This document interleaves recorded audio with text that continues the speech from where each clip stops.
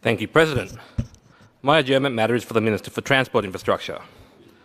A few weeks ago, during the current Victorian grain harvest, a train hauling grain from the Boort grain storage terminal to the port was stopped.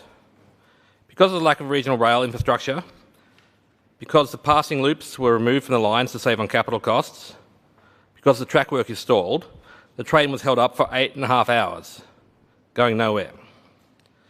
Sometimes it physically pains me to know that this Melbourne government is making decisions about regional Victorian railway lines.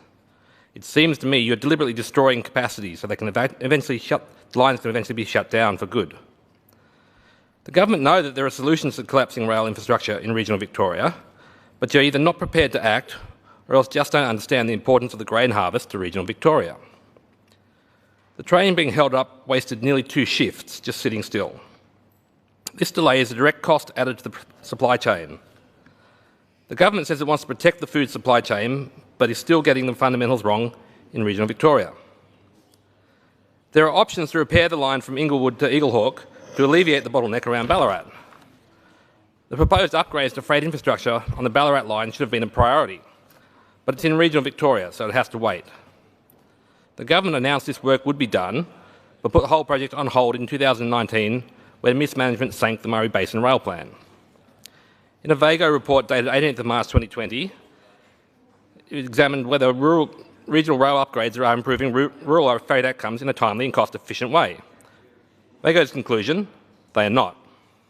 They went on to point out that the state government had delivered about half of the approved scope of the project using $3.815 million, which is 86% of the money, and then abandoned the project.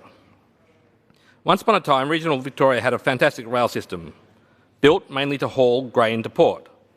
But we're squandering that legacy, and more grain is going by truck. And when you look at trains sitting for over 8 hours idle at a siding, it's not hard to work out why. Minister, the action I seek is for this government to finally follow through with the needed regional rail upgrades to relieve the pressure on the grain harvest in northern Victoria. Like the Boort grain train, Victorian regional rail is sitting, waiting, going nowhere.